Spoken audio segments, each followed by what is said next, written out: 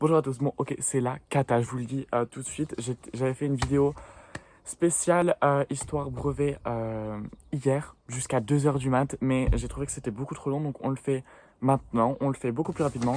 J'ai fait une mind map pour bien vous expliquer tous les trucs, je vous la scanne, je vous la mets là. Donc aujourd'hui on va parler de la Seconde Guerre mondiale parce que c'est un thème que je pense qui pourrait potentiellement tomber parce que la guerre froide je l'ai vu l'an dernier. Et puis le projet UE, je mettrai dans la description, il y a le prof de TikTok d'histoire que j'aime trop. Et ben, il l'a fait justement. Donc je pense que bah, ça peut être bien que vous allez y faire un tour si vous avez des problèmes avec ça. Mais moi je vais vous parler d'un truc un peu... donc qui peut être assez compliqué avec beaucoup de dates, etc. Donc les dates je les mettrai là parce que bah, je me souviens pas de tout. Donc voilà, et puis après il y a tous mes cours qui sont là, que je vous scannerai quand c'est important. Donc je vous les mettrai, etc. Voilà. Donc il faut savoir, on va procéder par étapes. Donc je vous mets rapidement là le sommaire de toutes les choses qu'on va voir. Et c'est parti.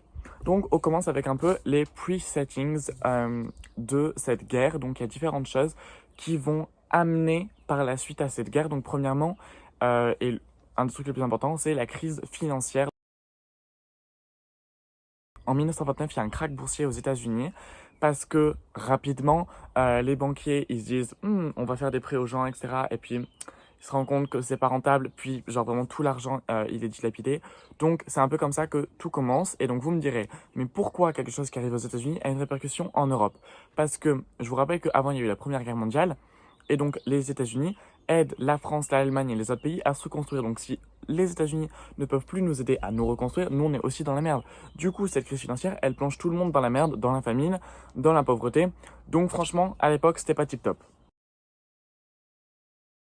À la fin de la Première Guerre mondiale, nous, les Français qui avons gagné, on avait un peu la grosse tête. Ce que je veux dire, c'est que on est en mode, bon, on est trop fort, vous êtes trop nuls, et du coup, on fait le traité de Versailles. Traité vraiment genre pire chose au monde.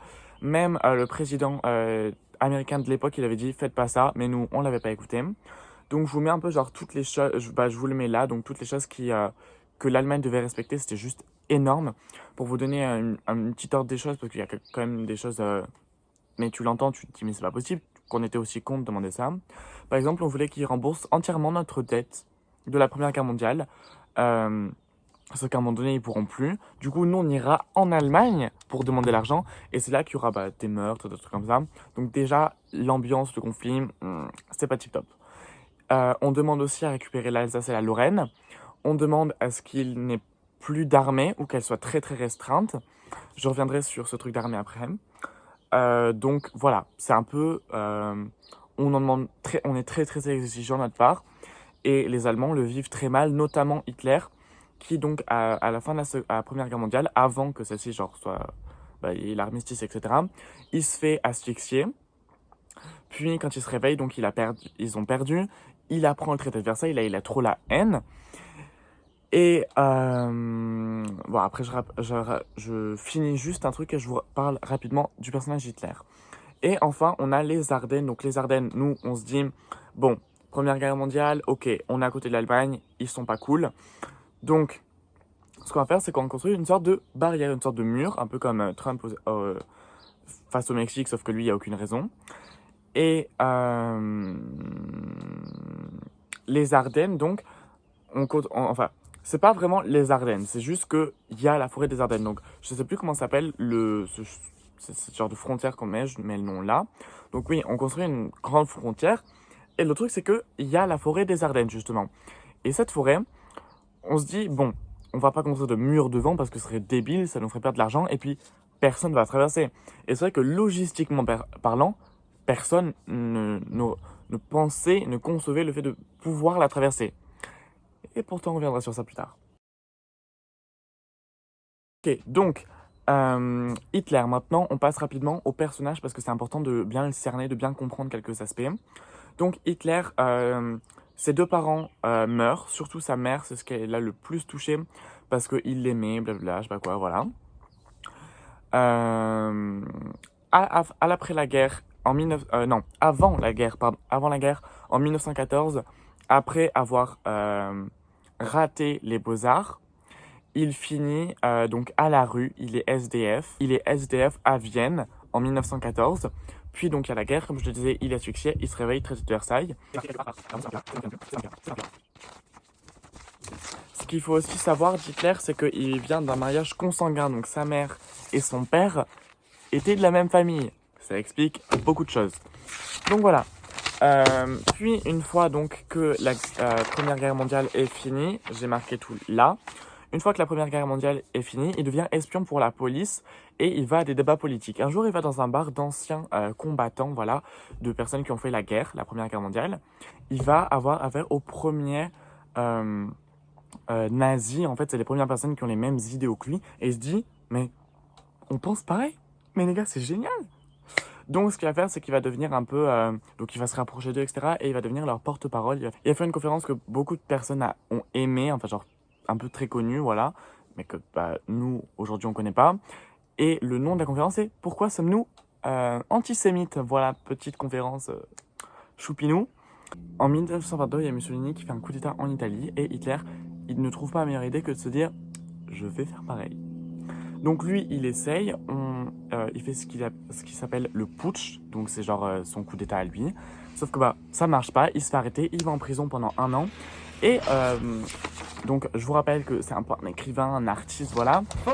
Et donc pendant son année de prison, il va écrire le livre Mein Kampf, dans lequel il met en avant un peu sa conception raciste de l'histoire et de la société, et donc ces classes de la société, donc on voit juste là.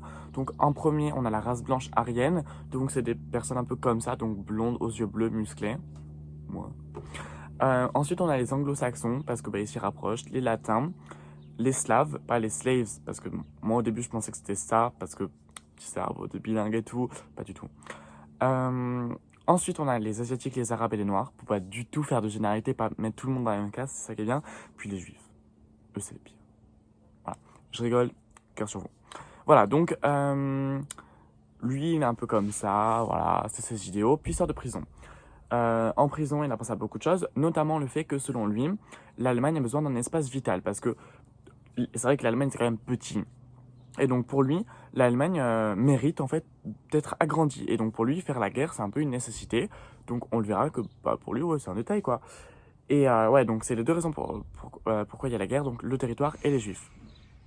Donc je vous le rappelle, en 1929, il y a la crise économique. Hitler, il va réussir à se rapprocher du pouvoir, on va le nommer chancelier. Et à partir du moment où il est chancelier, plus personne ne va l'arrêter. Donc plus personne ne va l'arrêter dans le sens où en fait, bah, il va prendre plein de pouvoirs différents, etc. Et puis, petit à petit, il va réussir, donc, il va réussir, pardon, à avoir donc de plus en plus de pouvoir. Après, il faut savoir qu'il sera jamais vraiment président parce que il s'est présenté une fois, ça n'a pas marché. Sauf que le président qui a été élu, il a dit, on va refaire une élection. Ça n'a pas marché non plus. Et du coup, bah, en fait, il a jamais vraiment trop été président, c'était chancelier, puis il a commencé à prendre les pouvoirs, à enlever les partis politiques. Et donc là, on entre dans une certaine forme de régime totalitaire. Donc il y a un autre régime totalitaire qui se met en place à l'époque, c'est le régime donc de l'URSS. Donc je vous rappelle qu'il y avait eu Lénine avant, et Lénine sur son lit de mort, donc il avait installé le communisme, il avait dit je ne veux pas que Staline prenne ma place, je ne veux pas que Staline prenne ma place. Staline a pris sa place. Staline, ça veut dire homme d'acier, donc ça montre sa vigueur, sa puissance.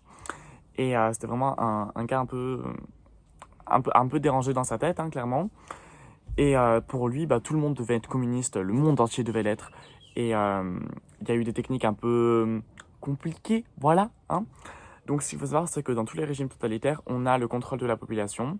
Donc avec les nazis, je sais plus ce que c'était, mais avec Staline, je sais qu'il y avait le KGB. Le KGB qui va éliminer donc un peu tous les éléments opposants politiques, etc. Donc ils vont un peu contrôler tout. Il y a aussi la culture le culte de la personnalité, voilà. Donc par exemple, donc chez Staline, c'est vraiment, il y a plein d'affiches, je vous les mettrai là, où on voit Staline en grand, un homme fier, beau, charismatique, voilà. Donc c'est vraiment, Staline, c'est l'homme de la situation, et Hitler, c'est l'homme de la situation, pas du tout. Mais vous avez compris le concept. Il y a aussi le bourrage de crâne, donc avec les jeunesses hitlériennes et les jeunesses staliniennes de l'URSS, je sais plus. Donc on leur bourre le crâne, on leur dit eux c'est très bien, les capitalistes ils sont méchants. Enfin ça c'est Staline parce que Hitler il est absolument contre le communisme. Il appellera d'ailleurs ça peste rouge. Mais donc chez Staline on dit non mais le capitalisme c'est mal, nous on fait les choses bien, etc. Et du coup en fait ça rentre dans le cerveau et inconsciemment ils vont commencer à penser comme ça. D'ailleurs il y a plein d'enfants qui avaient le bourrage de crâne, qui allaient dénoncer leur propre famille et donc qui partaient tous au goulag.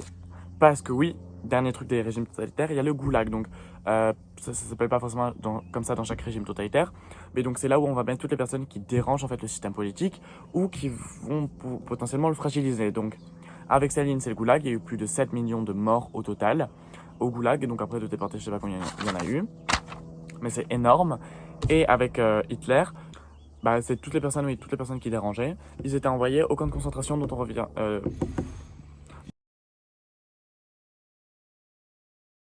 Donc une fois que Hitler est au pouvoir, il va faire plein de choses différentes, notamment les lois de Nuremberg, donc il va faire en sorte que ça arrive. Qu'est-ce que sont les lois raciales de Nuremberg? En fait, c'est des lois qui vont petit à petit commencer à mettre en place justement l'antisémitisme du régime hitlérien. Donc tant qu'il est au pouvoir, il continue, hein, il y va go ma vida. Donc, ce qu'il va faire, c'est qu'il va aussi faire un réarmement massif. Donc, il va continuer, enfin, il va pas continuer, il va commencer une campagne où il y a beaucoup plus d'armes. Et puis, à une certaine époque, en fait, euh, il arrive à un certain point où c'est la seconde puissance économique et militaire du monde, après les États-Unis, bien évidemment. Et donc, il a réussi à faire diminuer le chômage, mais comme un malade, parce qu'il a créé de l'emploi, il a fait plein de choses. Donc, bah, c'est peut-être pas le meilleur gars au monde, mais il faut savoir qu'à un moment donné, l'Allemagne était très très très puissante. Et justement ça, c'est ça qui pose pas de problème. Donc une fois qu'il a fait le réarmement massif, il sait que Staline, lui aussi, en fait genre, Staline qui est en URSS, qui a été élu enfin qui a été élu, qui est devenu le maître du URSS en 1928, Staline a compris que Hitler va faire la guerre. Donc ce qui fait que c'est que lui aussi fait un réarmement. Donc nos deux amis là, ils font tous les deux un réarmement. Et donc Hitler, il sait que Staline est puissant. Il sait qu'il est dans la merde s'il fait rien. Donc ce qu'il va faire, c'est qu'il va faire le pacte germano-soviétique, qui est un pacte où en gros, ça interdit l'URSS et l'Allemagne de s'attaquer entre elles, bien évidemment. C'est juste une protection pour lui et c'est d'ailleurs le premier qui va briser ce pacte en attaquant l'URSS. Nous reviendrons sur ça. Voilà. Une fois que donc tout ça s'est mis en place, etc., il va faire sa conquête de territoire. Donc il va commencer en Autriche, puis il va un peu continuer jusqu'en Pologne. Problème, la Pologne, il se laisse pas faire, tu vois. Donc l'Allemagne déclare la guerre à la Pologne. Et puis à l'époque, donc on était tous liés un peu les uns aux autres. Donc la Pologne, elle est liée à je sais pas qui, je crois, à la France. Enfin, c'est vraiment genre, c'est très très très très interconnecté. Et du coup, tout le monde va se déclarer la guerre. Et pour l'instant, pas grand chose de ouf. Enfin, il va continuer de conquérir le territoire, mais il va falloir attendre parce que il déclare la guerre le 1er septembre 1939. Mais beaucoup de choses arrivent euh, après 1939. Ça commence en... enfin, bref, vous allez voir. Mais 1940, le plan d'attaque de Hitler, c'est qu'il va envahir la France. Donc, comment il fait? Les Ardennes. Les Ardennes, vous me direz, mais c'est pas possible. Même nos chefs militaires, ils avaient dit que c'était pas possible. Et même ces chefs militaires, ils disaient que c'était pas possible. Mais Hitler, c'est pas un chef militaire, donc il se dit, bah écoute, on peut le tenter. Et il le tente. Et il le tente, et en fait, à la grande surprise, bah ça passe. Mais ce qu'il faut savoir, c'est qu'il y a eu un putain de bouchon, mais un embouteillage que t'as jamais vu. Donc je vous mets vraiment genre l'image là, mais c'est un truc sans précédent. Et c'est que nous, on était tellement fiers, on avait tellement d'ego, et on se croyait tellement surpuissants en mode, ils passeront jamais. Qu'on s'est pas dit à un moment donné, peut-être faudrait les bombarder. Peut-être que si on les bombarde, il y aura aucun risque. Non, non, on les a laissés passer. Et puis, quand ils sont arrivés à nous, et ben on était pas dans la merde, parce que on a compris qu'on savait pas quoi faire, quoi. Tu vois ce que je veux dire? Donc, bah, on a capitulé. On a dit, donc je vais vous dire quand est-ce que c'est, parce que j'ai oublié la date. Donc, c'est en mai 1940, si je me trompe pas, qu'il va faire, qu'il va passer par les Ardennes, et c'est en juin qu'on capitulera. Donc, je vous mets les dates importantes là, parce que je les ai oubliées. À l'époque, nous avons Philippe Pétain qui décide de faire une petite collaboration, voilà, collab Philippe Pétain X Hitler. Donc, ce qu'il va faire, c'est que bah, il va aider Donc les Allemands, ils vont venir piller, donc ils vont se ravitailler en bétail, en vêtements, etc. Nous, on sera vraiment genre pauvres. Euh, voilà, la France sera divisée en deux avec une démarcation au milieu entre la France occupée et la France libre. Donc la France libre, c'est le sud. Et des gens de la France occupée enverront leurs enfants, etc. Enfin, vraiment, il y aura tout ce petit de trucs. Les tickets de rationnement, parce que du coup, on sera pauvre. Et bien évidemment, les rafles. Donc il y a le camp des 1000. La rafle du stade de Paris, donc je le mets là parce que je me rappelle plus que c'est vraiment. Mais en gros, il faut savoir qu'ils ont ramené plein de juifs au même endroit pour ensuite les emmener dans la Shoah, pour faire la Shoah. Et la Shoah, on en parlera plus tard. Truc à rajouter, le 18 juin 1940, c'est l'appel de Charles de Gaulle. Donc la France dans la guerre, c'est bien. La collaboration, c'est moins bien. Et c'est pour ça qu'il y a les maquis et donc la rébellion un peu. Donc c'est Charles de Gaulle, qui sera ensuite notre président, qui appelle donc à faire la rébellion, quoi. C'est le 18 juin 1940, appel à résister. Voilà, c'est la résistance, merci. Donc 18 juin 1940, appel de la résistance, à la résistance du général de Gaulle.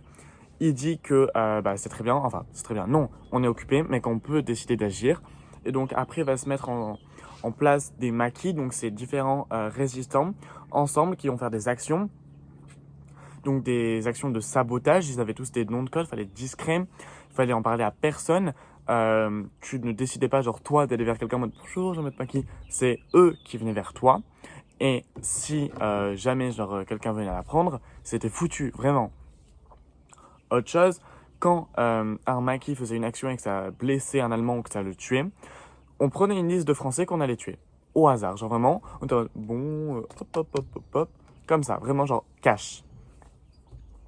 Donc c'est un peu hard comme technique, mais voilà, donc il faut savoir quand même que la France a résisté et que ça a beaucoup aidé. Ça a permis d'aider. C'est important de savoir ça. Ok, donc Hitler conquérant, il a réussi à faire un petit collab avec la France. Très bien, la France, elle est à ses pieds. Ce qui fait ensuite, c'est que bon, Première Guerre mondiale, pourquoi les Allemands ont principalement perdu à cause, ou plutôt grâce, aux Anglais. Parce que les Américains sont venus chez les Anglais pour ensuite débarquer. Donc lui, il se dit, je vais faire chier les Anglais. Il les bombarde comme c'est pas possible. Il les bombarde.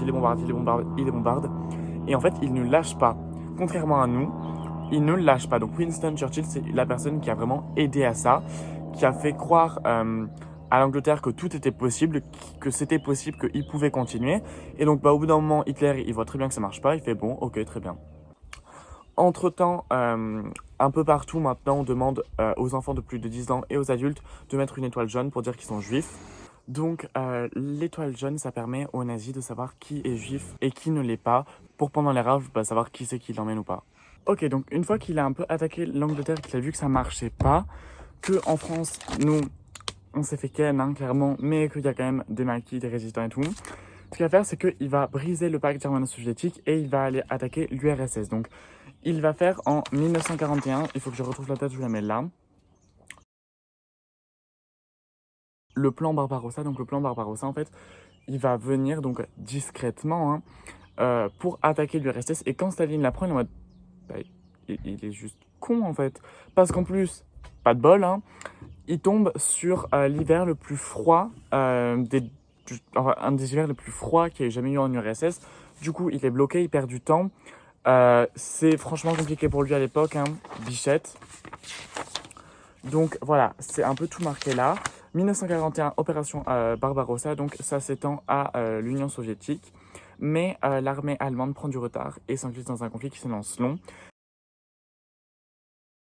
1942, c'est le tournant de la guerre, donc ça arrive très bientôt. Ce qu'il faut savoir, c'est que 1941, c'est aussi le début de la Shoah. Donc les Einsatzgruppen, où je retrouve ma mind map. Voilà. Les Einsatzgruppen, ça commence en 1941. En fait, les Einsatzgruppen, c'est des mises à mort qui changent. En fait, on va dans les villes, ils vont dans les villes, les nazis qui sont en train de conquérir, et ils disent à tous les juifs, venez avec nous, puis ils leur donnent des pelles, ils leur demandent de creuser leur tombe, puis ils les tuent par balle. Il y a eu beaucoup de morts, il y a eu 1 million de morts au total, et il y a eu un record, en 2 jours, il y a eu 33 771 morts, donc c'est genre juste énorme. Et c'est surtout genre le traumatisme de devoir creuser sa tombe avant même de mourir. Voilà, donc petit truc. Puis, pour eux, c'est pas assez, hein, parce que franchement, nous on veut plus, tu vois.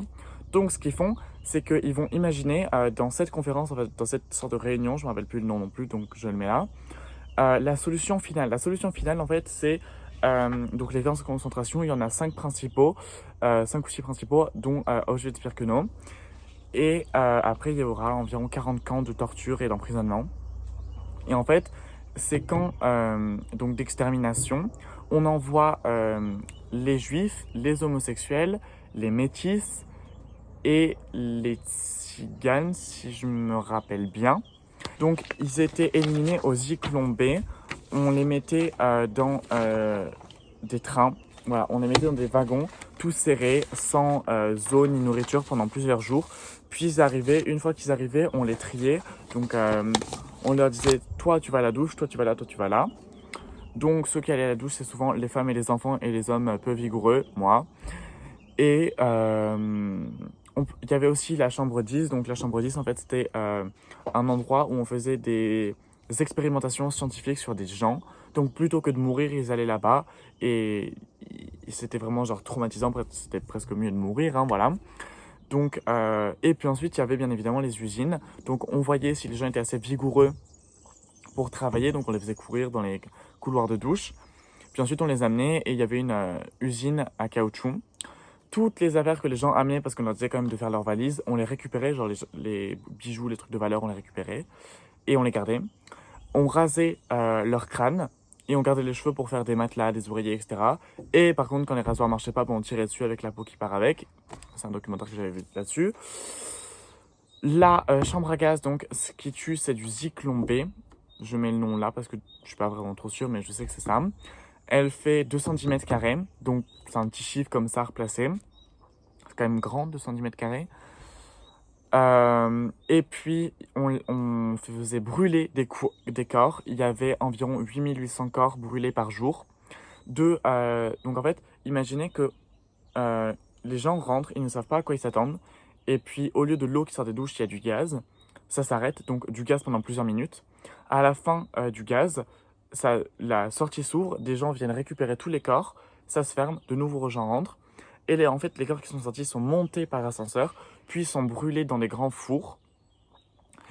Donc c'est vraiment un truc de ouf. Les nazis ont tout fait pour qu'il y ait le moins de traces possible en fait de ce qui s'est passé. Et donc ils ont proscrit tout ce qui est vidéo, images, son, n'importe quoi. À la fin, quand l'URSS est venu récupérer les camps, ils ont tout simplement dynamité les chambres à gaz. Bon, après, on peut encore aller visiter Auschwitz-Birkenau, mais pas les chambres à gaz parce qu'on ne sait pas à quoi ça ressemble. On a franchement très peu d'écho. Donc voilà, heureusement, l'URSS vient récupérer les camps à cette date-là. Et donc, c'est à partir de ce moment-là que tout se finit, que les gens qui ont réussi à survivre, c'est bon, il n'y en aura plus. Il n'y aura plus de terribles choses qui se sont faites aux gens. La Shoah, c'est fini. Mais c'était un peu pour vous montrer les camps d'extermination. Après, franchement, je n'en ai pas dit grand-chose. Vous devriez aller voir des documentaires si vous avez le temps. Même les regarder en x2. Ok, j'ai vu tout ça. Donc, un peu comment ça se finit. Parce que là, on arrive à la fin du conflit. Enfin, on arrive au tournant du conflit. Donc, ce qui se passe, c'est que autour de 1941, donc je vous mets la date précise là, que le Japon attaque les États-Unis à Pearl Harbor. Il n'aurait jamais dû faire ça, c'est vraiment genre un coup débile. Parce que les États-Unis, là, ils regardaient de loin en fait le conflit. Ils sont en mode, ouais, ils sont en Europe, c'est la deuxième fois, ok. Sauf que là, ils se sentent attaqués, ils se sentent menacés, qu'est-ce qu'ils font? Ils vont venir. Donc, ils viennent précisément le 6 juin 1944. Ils débarquent en Normandie pour justement mettre un terme à ces guerres parce qu'ils veulent plus payer les conséquences, etc. Donc, ils vont venir, ils vont commencer à se battre, à reprendre de la force, parce que je vous rappelle qu'à l'époque, la France est occupée, donc là, ils se battent contre les nazis et non pas contre les Français. Et en fait, là, les nazis, moi, je vous rappelle, il y a Barbarossa, en URSS, ils sont un peu tiraillés de tous les côtés, parce que d'un côté, ils sont en URSS et c'est compliqué, parce qu'il y a plein de guerres, etc., et parce qu'ils n'arrivent pas à en finir. De l'autre, ils sont en France, et du coup, en fait, ils n'arrivent plus vraiment trop à s'en sortir, trop à gérer. Et du coup, ça fait qu'ils perdent. Voilà, ils perdent. Bye bye, muchos adios. Donc, la capitulation allemande, c'est en mai 1945. 3 mois plus tard, les États-Unis bombarderont Hiroshima, oui, pour un peu se venger. Voilà. Et aussi, surtout pour tester leurs produits en mode nous, on est fort, on a la bombe atomique. On connaît tous Hiroshima, terrible catastrophe. Heureusement, l'armistice de la guerre, donc qui signifie genre c'est vraiment la fin, the end of the guerre, ça a été signé le 2 septembre 1945. Donc ça veut dire que la guerre a duré précisément 6 ans et 1 jour. Voilà. À la suite de ça, donc j'ai oublié de parler un peu de la France. Donc la France, qu'est-ce qui se passe? C'est qu'une fois que la France est libérée par les Américains, c'est vraiment la grosse cata. Ce qui veut dire qu'en fait, les gens sont devenus un peu locaux. Par exemple, moi je sais que dans ma région, les nazis qui étaient restés, on les donnait à manger aux cochons. Les femmes qui avaient eu des affaires, des relations un peu ambiguës avec les nazis, on leur rasait le crâne et on leur marquait des mots terribles un peu partout sur le corps. Donc voilà, c'est pas hyper joyeux. Et Charles de Gaulle, il arrive, il dit on arrête. Franchement, vous êtes juste genre des gros malades, arrêtez ça, vraiment. Il arrive à cette date. Euh, du coup, on arrête un peu cette phase de vengeance qu'on avait vraiment trop envie de faire. Ce qui est quand même un peu compréhensible. Mais, hein, il va juger Philippe Pétain. Donc je ne sais plus ce qu'il aura, je le mets là parce que j'ai fait des recherches, hein, désolé. Donc voilà, je ne sais plus trop ce qu'il a eu Philippe Pétain, mais je crois qu'il est mort en prison ou qu'il est juste condamné à mort pour tout ce qu'il a fait. Mais Charles de Gaulle se rend compte qu'il y a beaucoup trop de choses à faire. Genre, il y a tellement de gens et de personnes à juger en fait sur tout ce qu'ils ont fait. Il va faire une amnistie. Donc tous les gens jugés après 1946 sont amnistiés. Ce qui veut dire que on prend pas en compte ce qu'ils ont fait. S'ils ont tué 1000 personnes, c'est comme s'ils n'avaient rien fait. Voilà. Donc Charles de Gaulle, il est en mode peace. Ok, c'est la fin. Je sais que c'est triste, mais on peut plus faire grand chose. Et les États-Unis vont nous aider un peu à nous reconstruire avec le plan Marshall. Donc le plan Marshall, c'est quoi? C'est un plan où ils vont nous envoyer gratuitement, genre sans contribution de notre part. Ils vont nous envoyer plein de choses, donc des affaires, des habits, des vêtements. J'ai répété habits et vêtements, de la nourriture, mais aussi des cigarettes. Et c'est comme ça que j'ai appris que le mauvais tabac, qui est mauvais pour nous, genre qui est très très mauvais pour nos poumons, il est venu en France. Donc c'était à la fois amical, mais c'était aussi commercial. C'était en mode, les gars, nous, on a des trop bons produits. Goûtez ça. Voilà un peu comment toute la guerre s'est finie. Euh, je pense que c'est tout. Franchement, il y a beaucoup de choses à dire, mais c'est à peu près tout, oui. Donc, je suis content d'avoir fait ce petit recap avec vous. C'est un recap qui est, je pense, assez long. Donc voilà, j'espère que vous comprendrez, j'espère que vous réussirez ce brevet. Franchement, dites-le moi dans les commentaires. Qu'est-ce que vous pensez que ça va être comme sujet demain, parce que je poste la vidéo aujourd'hui. Et une fois que vous l'aurez passé, venez dans les commentaires un peu en parler, etc. Ou même venez sur Insta. J'étais hyper fier de vous aider à réviser le brevet. Ce n'est que le début, vous inquiétez pas, pendant les vacances, j'ai prévu 2-3 trucs. Donc je vous dis bon brevet à tous.